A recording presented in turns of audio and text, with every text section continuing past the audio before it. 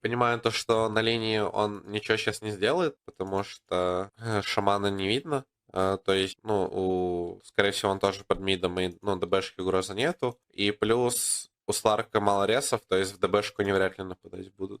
Поэтому он решил просто сыграть под мид, чтобы убить этого лоу ХПСФ.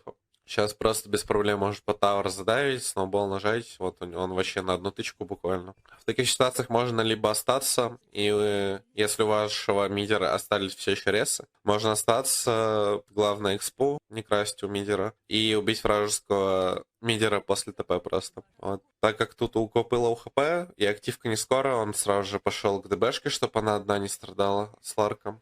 Тут, к сожалению, выход от Марси. Может быть, получится опять же сноуболом время потянуть. Попытался, но, к сожалению, все равно умер.